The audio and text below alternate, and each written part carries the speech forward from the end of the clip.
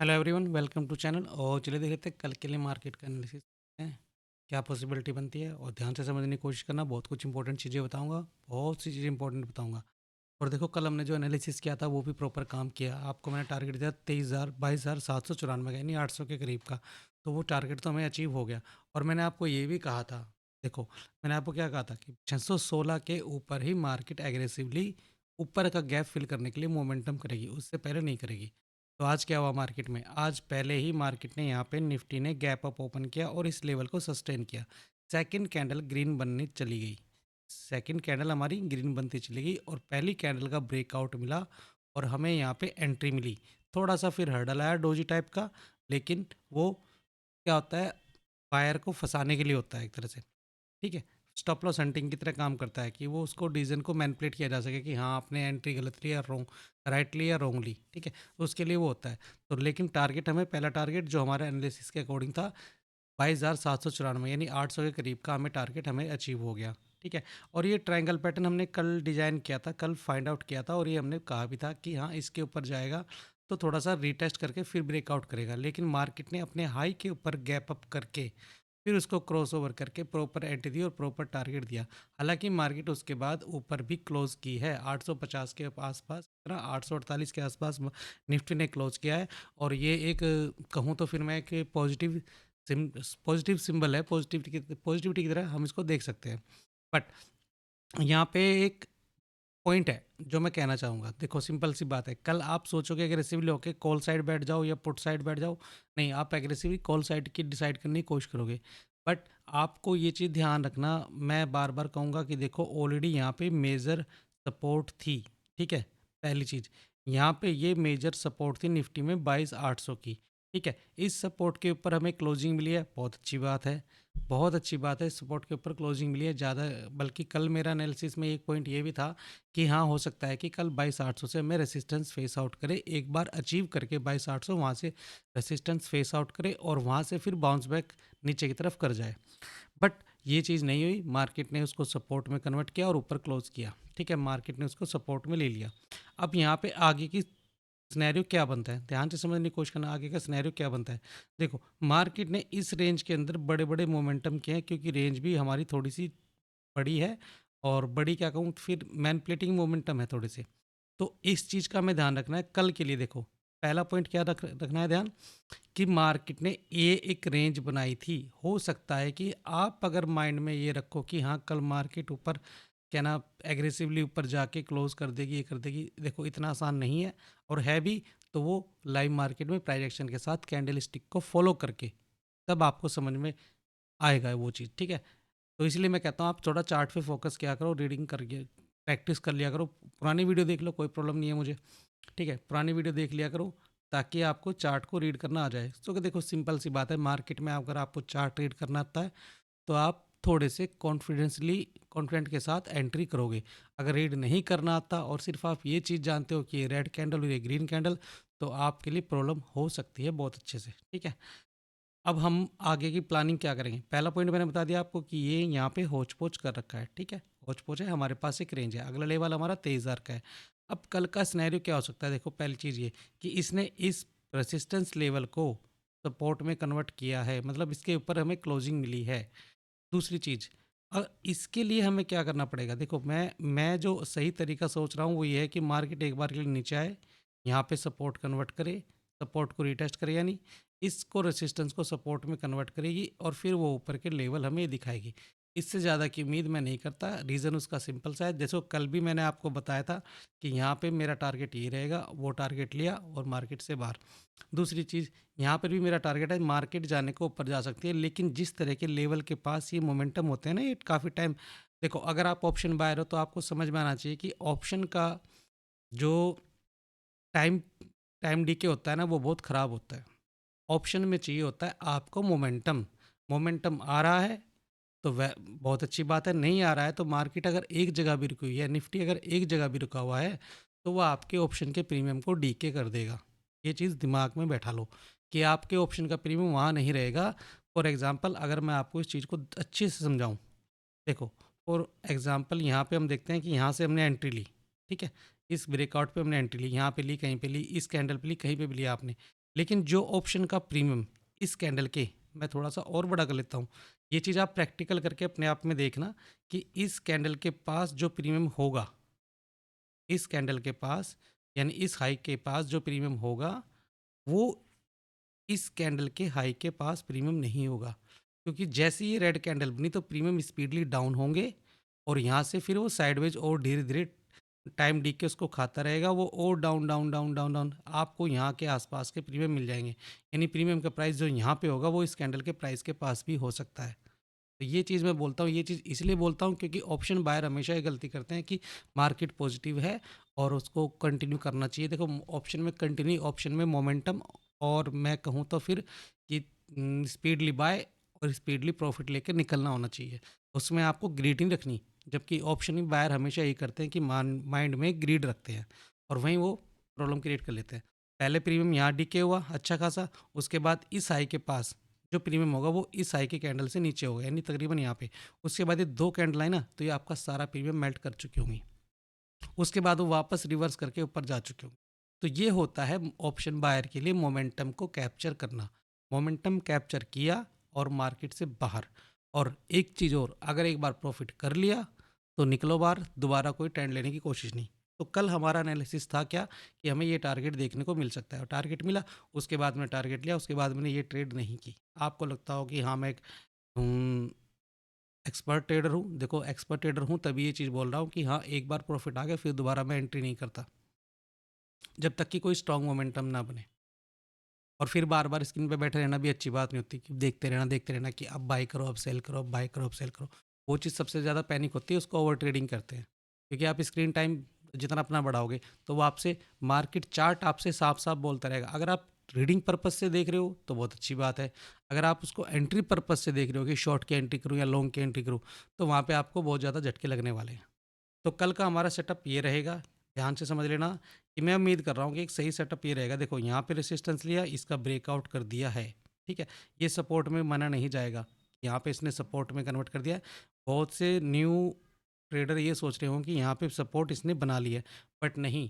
जब तक कि थोड़ा सा ऊपर जाके, मैं कहूँ यहाँ तक भी जाके 900 तक जाके वापस 800 को टच ना करे ना, तभी मोमेंटम सही बनेगा। अगर ये सही मोमेंटम की बात कर रहे हो आप तो, ठीक है। शॉर्ट साइड के लिए देखो, अगर मैं इसको यहाँ प्रीवियस अपना एनालिसिस हम हटा लेते हैं, यहाँ पे कल जो डिस्कशन हुआ था, अगर देखो यहाँ से किसी वजह से यहाँ से नेगेटिविटी बनती है, ये सपोर्ट को ये इस लेवल को सपोर्ट में कन्वर्ट नहीं कर पाया, ब्रेक डाउन किया, रीटेस्ट किया, तो वापस आपको ये लेवल देखने को मिल सकते हैं 1/1। पहला टारगेट आएगा हमारा 612 का, 612 का, 616 का, ठीक है। उसके बाद उसका ब्रेक डाउन देके रीटेस्ट करके फिर ये भी हो सकता है, ठीक है।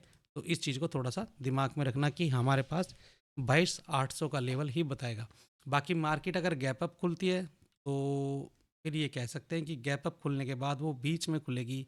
अगर वो इसके ऊपर खुलती है, देखो 23,000 के ऊपर खुलती है, तो फिर हमें वही सिनेरियो जो हम यहाँ पे लगा रहे हैं कि 22,800 को सपोर्ट में या रेसिस्टेंस में कन्वर्ट करता है।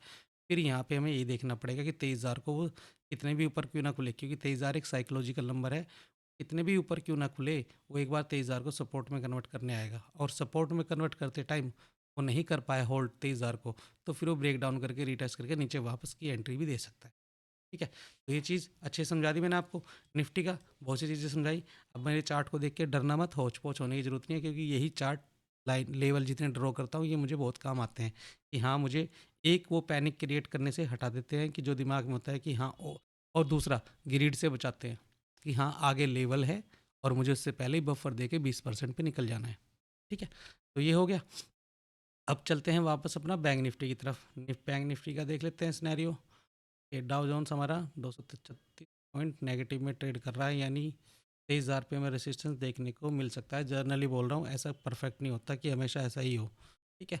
और बैंक निफ्टी में हमारे पास लेवल था, देखो लेवल था ये, मैंने कल यही एक्सपेक्ट किया था कि इस लेवल के ऊपर जा सकता है। देखो यहीं पे मैंने आपको कल अगर याद हो तो लेवल टारगेट क्या दिया था, 48,626 का ही लेवल दिया था, ठीक है।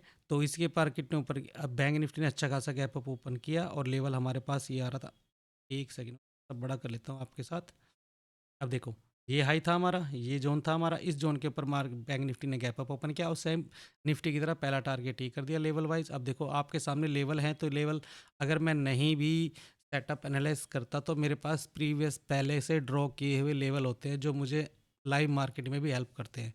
और उन लेवल्स पर मैं ये नोटिस करने की कोशिश करता हूँ कि कैंडल स्टिक कौन-सी बन रही है, क्या प्राइस एक्शन बन रहा है, क्या चार्ट पैटर्न बन रहा है, फिर मैं देखता हूँ कि हाँ क्या रिस्क है। तो ये चीज़ आप अपनी चार्ट पे प्रैक्टिस करते टाइम डाल लिया करो। ठीक है। अब बैंक निफ्टी ने भी सेम पैटर्न किया, पहला टारगेट पहला 49,000 पकड़ा, दूसरा हमारे पास 49,383 के पास पहुंच गया। अब बैंक निफ्टी के साथ प्रॉब्लम क्या है कि देखो, ये अगर मैंने रेड मार्क किया हुआ है यहाँ पे, तो यहाँ पे कुछ ना कुछ होगा। ओके, यहाँ पे हमारे पास रेसिस्टेंस जोन है। अब बैंक निफ्टी में हम यही कह सकते हैं, देखो सिंपल सी लॉजिक है, बैंक निफ्टी में मैं यही कहूँगा। बैंक निफ्टी हालांकि मैं ट्रेड नहीं करता, ना किसी को सजेस्ट करता बैंक निफ्टी को ट्रेड करने के लिए, क्योंकि ये ग्रिड पॉइंट है।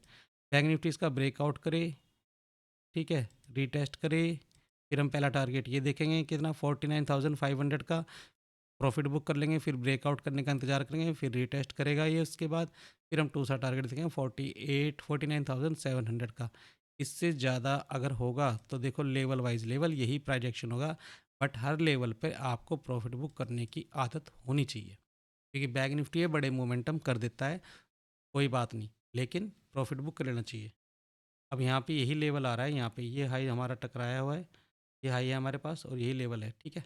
तो चलो बैंक निफ्टी का भी एनालिसिस बता दिया। और बैंक निफ्टी में अगर शॉर्ट की पोजीशन बनती है, शॉर्ट का देखते हैं, शॉर्ट के लिए क्या हो सकता है। देखो बैंक निफ्टी ने 49,383 के आसपास को क्लोज किया है। तो अगर मैं ये कहूँ कि यहाँ से, यहीं से, यहाँ पे ये है लेवल है कि हमारे पास, तो सेम निफ्टी की तरह इसका यहाँ से ब्रेक डाउन करे, रीटेस्ट करे, और फिर होल्ड नीचे वन बाय वन लेवल हम ये वापस देखने को मिल सकते हैं, ठीक है। इतना बड़ा मोमेंटम बैंक निफ्टी करता है, उसमें कोई दो राय नहीं कि वो किसी साइड का ही मोमेंटम कर सकता है, ठीक है। तो ये लेवल रहेगा हमारे पास, 49,383 के आसपास का जोन है हमारे पास, इसको हम देखना पड़ेगा, 400 कह सकते हो, 49,400, इसको हम देखना पड़ेगा कि इस पर सपोर्ट ले रहा है या फिर इसको रेसिस्टेंस में कन्वर्ट कर रहा है। और ये भी देख लेना कि दोनों ही लेवल जो हमारे पास, दोनों ही लेवल जो है उसमें स्टॉप लॉस हंटिंग भी हो सकती है, क्योंकि ये बिग प्लेयर की एक अच्छी खासी चाल होती है कि हाँ, मार्केट को मूव कराने से पहले स्टॉप लॉस हंटिंग करो, क्योंकि आप एंट्री कर लो और फिर वो वहाँ पे स्टॉप लॉस हंटिंग हो, आपका पैसा फिर काफ़ी परसेंट टूट जाए, फिर आप दोबारा लेने लायक ना रहो, ठीक है। क्योंकि जिसने यहाँ पे सोचा होगा ब्रेकआउट करने के बाद, उसने यहाँ पे देखो स्टॉप लॉस हंटिंग कर ली, अच्छी खासी प्रीमियम डाउन कर दी और फिर वहाँ से बाउंस बैक कर दिया। तो ये चीज़ थोड़ा सा देख लेना, इसलिए कहते हैं कि मार्केट में आते के साथ एंट्री नहीं करनी चाहिए, अगर कोई लॉजिक हार्ड नहीं बन रहा आपका, ठीक है। तो बैंक निफ्टी का, अब चलते हैं फिर निफ्टी की, ज़्यादा लंबी बात ना करते हुए फिर निफ्टी पे देखते हैं। फिर निफ्टी सेम सिनेरियो, एक हमारा फिबोनाची लेवल था फिर निफ्टी के आसपास, हाँ ये रहा, ये हमारे जो ये स्काई ब्लू कलर का जो लेवल है, ये हमारा फिबोनाची लेवल था, ये मैंने आपको कल बताया था 23,878 का, ठीक है।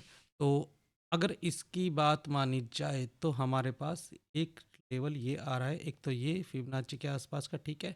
सेकंड आ रहा है हमारे पास ये फिबोनाची का लेवल 24,141 का, ठीक है।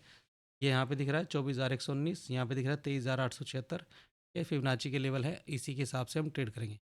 तो देखो, अभी ये गैप हुआ, सेम सिनेरियो बैंक निफ्टी और हमारे निफ्टी की तरह, पहला लेवल दिया, उसके बाद प्रीमियम डीके किया, मेल्टिंग कर लिए पूरे प्रीमियम, फिर बाउंस बैक कर दिया। अब यहाँ पे क्या सिनेरियो बनता है, जो देखो, अगर मार्केट इस लेवल के ऊपर क्लोज ओपन करता है, एक लेवल और ड्रॉ कर लेता हूँ, ये हमारा फिबोनाची का नया लेवल आ गया, ठीक है। ये आते कहते, तो देखो यहाँ पे हमारे पास ऊपर के 3 लेवल ड्रॉ है, कर लिया हमने ड्रॉ। अब यहाँ पे हम उम्मीद करेंगे फिर निफ्टी के अंदर कि हाँ, फिर निफ्टी किसी तरीके से यहाँ पे आए वापस, हालांकि यहाँ इसने सपोर्ट ले लिया है, पर मैं उम्मीद करता हूँ कि एक सपोर्ट लेने के बाद भी यहाँ पे वापस आ सकता है स्टॉप लॉस हंटिंग के बहाने और फिर यहाँ से फिर वापस कर सकता है, ठीक है, पहला टारगेट ये हो गया। दूसरा स्नैरियो ये हो सकता है कि फिर निफ्टी वापस इसके ऊपर गैप अप कर जाए, यानी 23,000 के ऊपर गैप अप कर जाए। तो यहाँ पे आप ये समझ लेना कि आपको दिखेगा कि यहाँ से फिर निफ्टी ने गैप अप किया, इस लेवल के ऊपर सपोर्ट कन्वर्ट किया, फिर हमारे फिबोनाची लेवल के पास तक जाने की कोशिश करेगा। लेकिन इस लेवल में देखो, एक चीज़ देखो, एक चीज़ आपको छोटी सी सिखाता हूँ, शायद ये आपको कोई रेयर ही बताएगा, बट सीखने की कोशिश करोगे तो सीख जाओगे। किसी भी ऑप्शन बायर के आज एज ए ऑप्शन बायर आपको क्या चाहिए? मोमेंटम। नहीं तो अगर इंडेक्स आपका जिसका आपने ऑप्शन बाय किया है वो एक जगह भी पॉज कर देता है तो आपके प्रीमियम मेल्ट हो गए। टाइम डी के आपके पास एक्टिव, टाइम डी के आपके ऑप्शन में एक्टिव हो जाता है और आपके प्रीमियम को मेल्ट कर देता है। तो सिंपल रूल है इसका। इसका मतलब क्या हुआ कि हमें ऑप्शन में मोमेंटम चाहिए, और मोमेंटम क्या होता है? जब इंडेक्स में मोमेंटम कंटिन्यू रहता है। अब इसका सिंपल देखो कि कभी ग्रीन कैंडल जो बनती है वो कंटिन्यू बनती हैं, उसके बाद रेड कैंडल आ जाए आप एग्जिट कर जाओ। फॉर एग्जांपल आपने यहाँ से एंट्री ली है, इस कैंडल का ब्रेकआउट मिला आपको, दिखा दिखा दिखा, यहाँ पे रेड कैंडल दिखी, आप एग्जिट कर दो। अब आप सोचोगे ये तो थोड़ा सा मोमेंटम है। भाई मेरे थोड़ा सा मोमेंटम नहीं है, ये अच्छा खासा मोमेंटम है। आपने अगर यहाँ से भी एंट्री लिया ना 23,828 के ऊपर क्रॉस करने के बाद, तो आपके पास 900 के 909, ठीक है, 70-80 पॉइंट होते हैं ये। और आपने इस पे भी नहीं लिए, इस कैंडल पे एंट्री ली है, तब भी आपके पास, मैं कहता हूँ ना, 50% के नीचे क्लोज कर दे या 50 पिछली कैंडल को पूरा कवर अप कर दे नेगेटिव कैंडल, तब भी आपको अच्छे खासे पॉइंट यहाँ पे मिल जाएंगे। ठीक है, तो ये चीज़ होती है। उसके बाद फिर वेट करो। हालांकि तो आपकी ब्रेकआउट की इस लेवल पे को क्या कहते हैं, प्रॉफिट बुकिंग बनती है रूल के अकॉर्डिंग, मेरे रूल के अकॉर्डिंग यहाँ पे प्रॉफिट बुकिंग बनती है इसी कैंडल पे। इसके बाद ब्रेकआउट हुआ, फिर रिटेस्ट हुआ, फिर इसका क्रॉस ओवर हुआ, और यहाँ पे एंट्री बनती दोबारा, फिर देखते हैं आगे तक। अगर देखो 1 2 3 4 5 कैंडल 15 मिनट तक कंटिन्यू ग्रीन बनती रही, अगर कोई रेड कैंडल आती है, फॉर एग्जांपल रेड कैंडल यहाँ पे ये कह ली, ये रेड कैंडल बनती है, कुछ बनता, तब आपको एग्जिट करना पड़ता। ये रूल है ऑप्शन बायर के लिए, ये रूल है। ठीक है, उसका मोमेंटम वहाँ पे खत्म हो गया, तो दैट मीन्स उसको एग्जिट करना ही पड़ेगा। नहीं करते हो, ग्रीड में रहते हो, तो फिर तो कोई बात नहीं, फिर तो कुछ कह नहीं सकते आपके बारे में। ठीक है, तो ये हो गया फिर निफ्टी का एक छोटा सा लॉजिक कुछ लर्निंग के साथ। और अब ये मैंने बता दिया। अब देखो एग्जिट कहाँ पे बनेगा, यानी शॉर्ट की पोजीशन कहाँ पे बन सकती है। शॉर्ट की पोजीशन देखो, मैं अगर कहूँ ना, तो ये हमारे पास इसी लेवल के नीचे बन सकती है, क्योंकि यहीं से इसने ब्रेकआउट दिया, इस लेवल को नीचे की तरफ टेस्ट करने बन सकता है। ठीक है, ये हमारा ये प्रॉफिट बुकिंग पहली हमारे की 745 के आसपास, और फिर मुझे नहीं लगता फिर ये गैप फिल करने के लिए यहाँ पे आ सकता है। ठीक है, तो ये हमारा पॉजिटिव। अगर ये देखना पड़ेगा यहाँ पे सपोर्ट कैसे बनती है, या तो यहाँ पे सपोर्ट कन्वर्ट करेगा, सपोर्ट मिलेगा इस लेवल को, अगर फ्लैट खुलता है तो एक बार इसको सपोर्ट में कन्वर्ट करने के लिए आएगा। सपोर्ट में कन्वर्ट नहीं कर पाता, होल्ड नहीं कर पाता 23,876 के लेवल को, तो उसको ब्रेक डाउन करके रीटेस्ट करके फिर नीचे फॉलो थ्रू करेगा। दूसरी कंडीशन बनती है हमारी कि हाँ यहाँ पे सपोर्ट बन गया, तो ये यहाँ से रिवर्स करेगा। ठीक है, दूसरा है कि गैप अप क्वेश्चन होता है, तो गैप अप के कंडीशन में हम देखेंगे कि 24,114 24,114 के ऊपर अगर ये सब ब्रेकआउट देता है, रीटेस्ट करता है, तब जाके ऊपर की कंटिन्यूशन हम तीसरे फिबोनाची लेवल के साथ कर सकते हैं। तो सब कुछ मैंने बता दिया आपको, बहुत सी चीज़ समझा दी। Nifty, bank Nifty, fin Nifty, तीनों का मैंने एनालिसिस आपको प्रोवाइड कर दिया। लर्निंग फोकस करना, हर बार कहूँगा एंड में लर्निंग पे ध्यान दो, चार्ट को रीड करो, अपने मनी मैनेजमेंट को नोटिस करो कि आप क्या कितना पैसा लगा रहे हो, मनी कितनी लगानी है, पूरा कैपिटल तो नहीं यूज़ कर रहे हो। बहुत सारी चीज़ें हैं जो आपके दिमाग में होनी चाहिए। ठीक है, ये सब चीज़ों के बाद आप उसके बाद ट्रेड एंट्री करो। और आपको लगता है कि मुश्किल है, तो भाई मेरे इतना ही कहूँगा, जब धीरे धीरे प्रैक्टिस करते रहोगे ना, ग्रीड भूल जाओ, ये भूल जाओ। अगर आप एक न्यू ट्रेडर हो, और या फिर आप लॉस मेकिंग ट्रेडर हो, तो आप एक चीज़ समझ जाओ कि आपको लर्निंग के लिए टाइम देना पड़ेगा। लर्निंग आपको अपने आप में ही धीरे धीरे चीज़ें के साथ बदल जाओगे आप। ठीक है, तो ये रहा फिलहाल का एनालिसिस। अगर कोई क्वेश्चन है तो कमेंट बॉक्स में पूछ सकते हो। बाकी इतना ही कहना लास्ट में। वीडियो अच्छी लगे तो वीडियो को लाइक करना, चैनल को सब्सक्राइब करना, नोटिफिकेशन के लिए बेल आइकन दबा लेना, और फीडबैक के लिए कमेंट बॉक्स का इस्तेमाल कर सकते हो। And thank you very much.